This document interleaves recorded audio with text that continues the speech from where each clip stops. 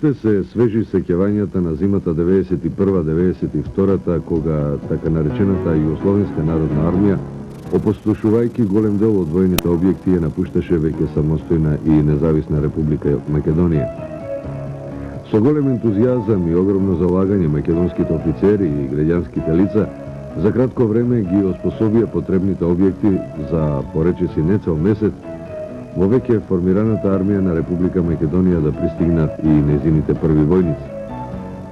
Со нив започна и обуката и првите свечени обврски изговорени на македонски јазик. Од година во година армијата на Република Македонија ја покажуваше својата единствена цел – мирот во регионот. Со тоа не изостанаа респектите од многу вооружени сили. Ова се само дел од резултатите со кои годинава вооружените сили на Република Македонија ја дочекуваат својата 7-ма годишнина. Поврзани за напуштањето и примопредавањето на Југословенската армија, како и пловидбата на првиот македонски воен брод по Охридското езеро. Во тоа време, ево на ова место, исто така го снимав примопредавањето на морнарицата овде во Охрид. Првиот македонски брод кој што исплови баш од ова место овдека. Не беше лесно да се снима, затоа што имавме доза на несигурност, како јас аматер камерман, така и македонската телевизија која што стварно овдека беше присутна баш на ова место. Од овдека точно, на ова пловило овдека Малово, дојде генералот Трајчевски, кој што беше пречекан од морнарите на бившата Југословенска народна армија. Бевме предупредени точно баш и од генералот дека да пазиме во снимањето, затоа што можеше секаков настан да се случи баш во тоа време. Баш тука се деси една потресна сцена која ми остави впечаток.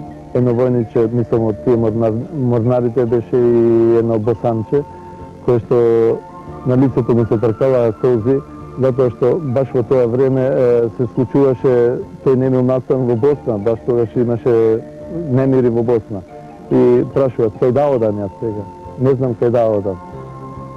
Старешиниот не знае што да му одговорат, кај да оди стварно. Ако се врати назад, ќе се врати во Југословенска народна армија, сигурно ќе го пуштат на фронт некаде да загине.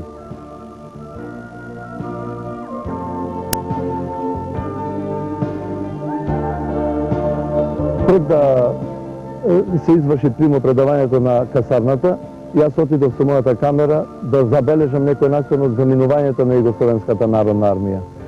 Пред мене се излезе еден капетан, баш добро го се сеќавам на него, затоа што долги години беше овдека во Охрид, не познаваше што снимам, дека снимам настани. И ми вели, шо бараш ти овдека? Јас му да шо барам? Да снимам нешто ево од заминувањето на армија. Абе рече, собери си ја камерата и го извади пиштол, мените иначе можеш да добиеш метак чело, вели, подобро да си заминеш. Абе му велам, јас ќе си одам, сепак нека остане нешто во историја овде за Македонија.